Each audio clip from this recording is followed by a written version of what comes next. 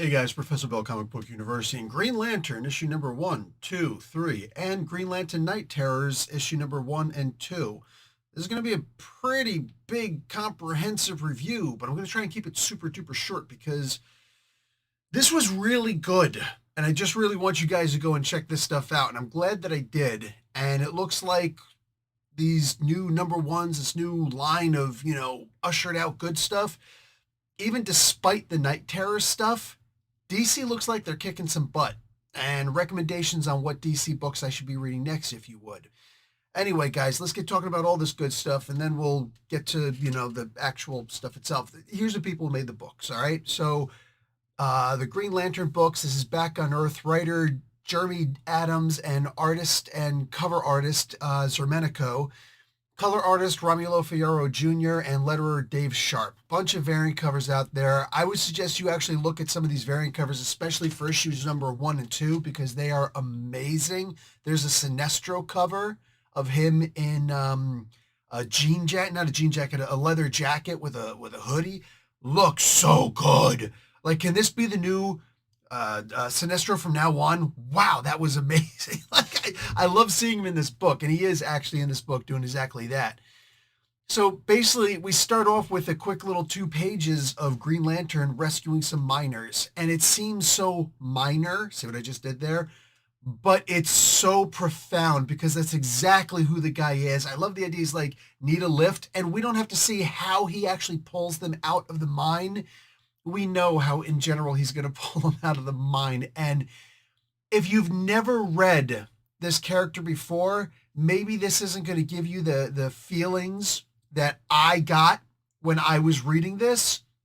But knowing Green Lantern so well, looking at this, seeing him just showing up and just this rescuing people from a mine, rescuing salt of the earth men from a collapsed mine, and him just doing it so effortlessly. I said, this is Green Lantern. And I knew that this series was going to be good. Maybe it's a self-fulfilling prophecy, but it really was. Guys, he starts chasing after Carol Ferris in all the ways possible. She's not really necessarily playing hard to get. In some way she is, but in another way she's like, I'm already dating somebody else. You can already tell it's not going to work because she's calling him a boyfriend. Meanwhile, the guy's like, fiance. And he is a dork. Let's be realistic. I mean, there's only but so much you can do with a dork. Yeah, you can tell right away. Like the writers do such a great job. I haven't seen anything else that Adams has done before, but I did hear that the Flash series, Flash War in a Minute or something like that was really good. I might have to go back and look at that because I've had from some really good sources, really good friends who have similar tastes in comic books. In fact, Trevor Fernandez is his name. What do you call it? Dark Knight Nation on Twitter. And he's got another Kickstarter coming up soon. And it's going to be good. It's going to be his first comic book that he's doing that's actually superhero related. I think you guys will like it. Anyway, guys, let's get talking about this again. You could just tell that she's not meant for this guy, but she is meant for Hal. And that's exactly what we want to see. I mean, at the end of the day, it's a really good way of showing she's with somebody else. It's not meant to be. She's trying to cope, and all the cope in the world is here. But she needs to get back with Hal. She knows it. The only guy who doesn't realize it yet is this poor guy who thinks that they're still engaged. Hal has lost his ring. I love the forward in this book because it gives me everything I need to know without going into extraneous details. I stopped reading the previous Green Lantern run. It didn't do it for me. I don't even remember if I reviewed it or not. I was only reading maybe 5 issues of it or something like that. It was all right, but it wasn't great. Just, it is what it is. And apparently these new guys, this new order came in to take over the Guardians of the Galaxy who turned up missing for some reason. Gee, how many times has that happened before, right? Whatever.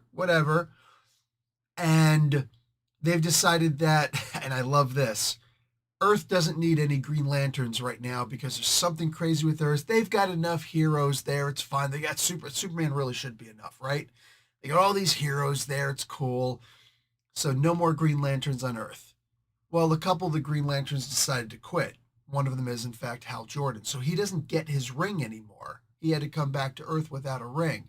Turns out Kilowog seems to have quit also. And he's kind of hanging out with him and whatnot in this trailer. He's got a room. They're both roommates now. And I cannot imagine anything greater than that. I genuinely can't. Like, that's freaking hysterical. I could imagine right now, it would be weird, but I can imagine being roommates with like Sergeant Hart and Sergeant Culpepper, my two drill sergeants back in back when I was in the Army. I could just imagine that right now. That would be sketch worthy. Like that would have to be a freaking Saturday night buddy sitcom thing. That would be the Odd Couple in every way, shape, and form. Anyway, so I'm loving, and I really wish that they would just explore the dynamics more. I wish they would devote a whole issue with these two just hanging out and trying to be normal on Earth, right? Because Earth is clearly hooked up with, understands that there are aliens all over the place at this point, right? I mean, for crying out loud, go on a mission where you got to go and find Oreos or, Chocos for Martian Manhunter or something like that. That alone would be great. Just like Kilowog and Martian Manhunter hang out. There's so much they could do with Kilowog being on Earth right now. That is such a brilliant idea. I know there's a bunch of stuff with Jon Stewart at the end too, and they're going to be switching out other characters and putting them in their own books too. They're all really good. Philip Kennedy Johnson, it's really hard to go wrong with the guy. I want to focus on Hal Jordan stuff right now though. He winds up crashing a drone jet. I love that they're continuing this story in the idea that, hey, look, the world is changing. Only the Air Force is using real pilots at this point. And they're even trying to phase those guys out because I know that that's true and that's horrible. Like my father was in the Air Force back when it was still attached to it was called the Army Air Force. So like stuff like that actually bugs me. He wasn't a pilot or anything, but that just breaks my heart to see that that's what's happening right now, especially considering the fact that China controls everything and they're going to control them also. We're screwed. But in this, he crashes a stupid drone, costs a whole lot of money, tries to be his typical Hal, and Carol just isn't putting up with it. It's like, sorry, B, you got to go. So he gets demoted down to like the mail room, and then in a day, he becomes her personal private co-pilot for her private plane. It's just images for the most part, like little tiny bits and pieces here and there. He's in the right place at the right time, and most importantly, the Hal Jordan charm. I haven't read a whole lot by Adams. I don't think I've read anything by Adams. You only get one chance to make a first impression, and he knocked it out the park with me. I'll tell you that at the very least. Holy crap. Actually, I got to see if he's on Twitter and follow this guy, because anything this guy writes, I got to check it out at this point. Like I said, I got to go back and watch that War in a Minute thing with the Flash. Flash is going to be showing up in issue 4. I can't wait to read that.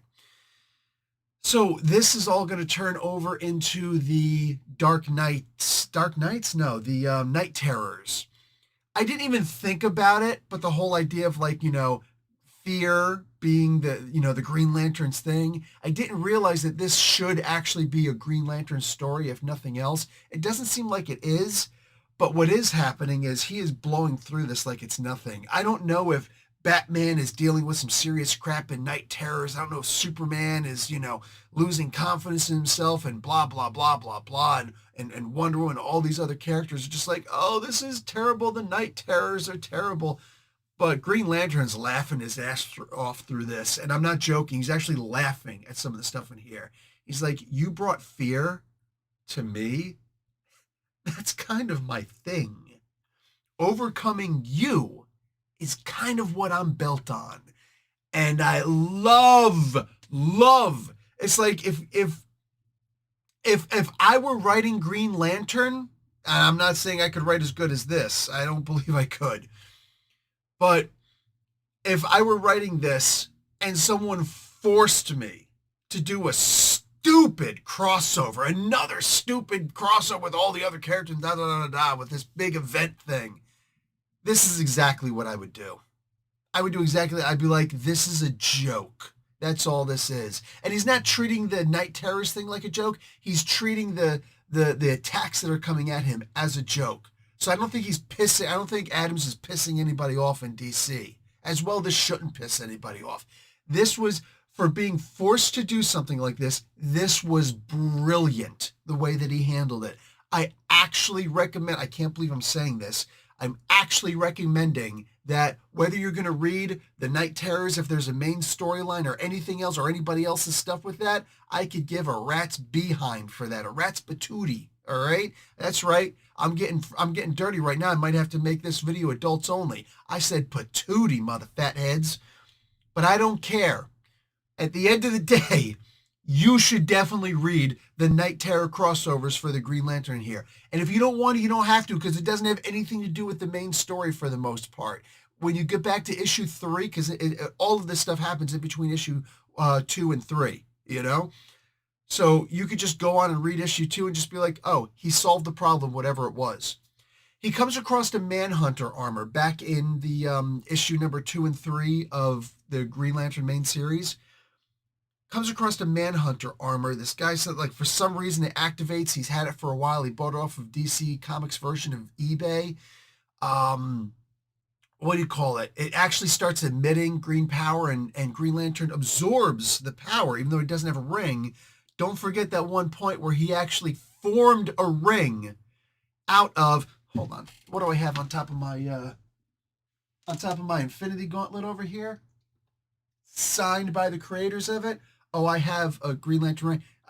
I'm gigantic, so this ring doesn't actually fit on me. Okay, no, it'll fit on my pinky, though.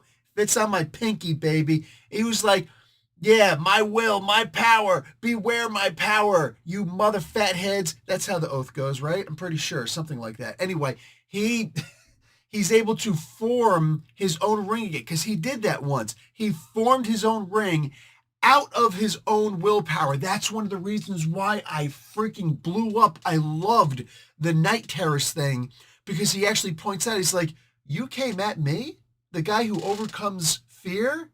You came in and I have to, like, what, utilize my willpower over you?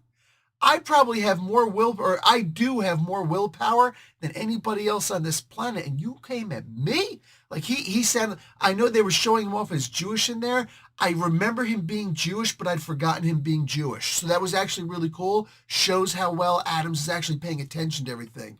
But I looked at this and I was like, he's not Jewish, he's Italian. He's definitely Italian, because he was talking, I could hear the New York Italian accent, and he's like, you come at me with this chick?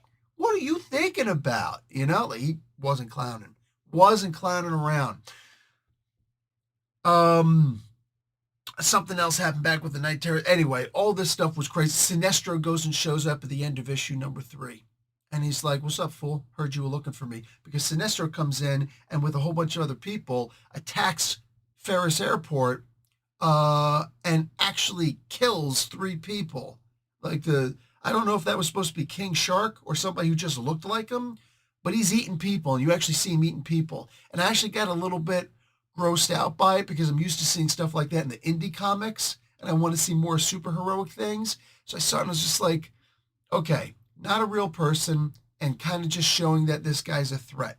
That Sinestro and his new core at this point, they're a real threat. I'm very interested in where this is going to go. I am on this book at this point. I think the next issue comes out on, did they say the 10th of October? I think so. So I guess issue 3 just came out recently. That stinks. I was kind of hoping next week I could start reviewing issue 4. But this was so good. Oh, this was so good, guys. If you've been, I'm looking up at my big Green Lantern on my poster up here. If you guys have been missing the Green Lantern for a while, he's back. I'm talking like Callahan and the TV set.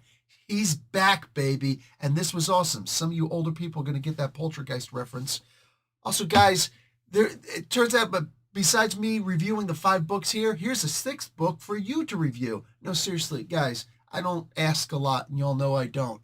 But you like my opinions, you like my videos, you like the way that I review things, you like some of my ideas on things. You just might like my book of riddles, specifically geared towards fantasy RPGs, just like Dungeons and Dragons 5th edition and any of the editions, and Lord of the Rings, Conan, any fantasy role-playing game, and they'll actually fit with other role-playing games also. This would work with a Star Trek RPG. Why not?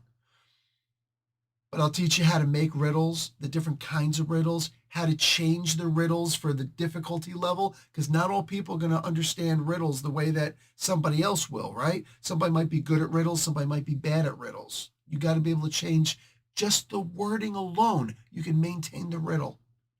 And also look at, the way that hints actually work. Hints just around the scenery and whatnot. I'll teach you all of that stuff, how to do this stuff that I've been doing since I was 14 years old, running RPGs. And people like it when I play in the RPGs, but they love when I run them because I always keep them entertaining. I've never really had anybody complain about my RPGs for the most part, except that I don't do enough. Anyway, guys, this is a book that you are going to love. There are more than 300 riddles in here, including all of my inspirations. And I've got the answers in the back, of course. It's going to be 80 pages. It's not 80 pages yet. It's just in general the gist. There's a couple images inside, right? I'm just looking to get this funded. I'm just looking to get this out there. Here's general riddles. There'll be riddles about animals. Here's riddles where verbs are the answers to get the players to do things, what the consequences will be if they don't actually finish the riddle. Nothing that's going to end the game, just something that's going to change the mission or the campaign. Guys, be sure to check this out. At least take a look. Also, if you go to Gotham Central Comics and Collectibles right here in Mississauga, Ontario, Canada, Carlos put up a couple of posters for me. Guys, like the video, watch an ad, check out these 5 books, check out the books that are coming, check out my reviews for what's coming also, check out this particular book, my Kickstarter, and I will talk to you all later. Professor Bill, Comic Book University. Hey, class dismissed.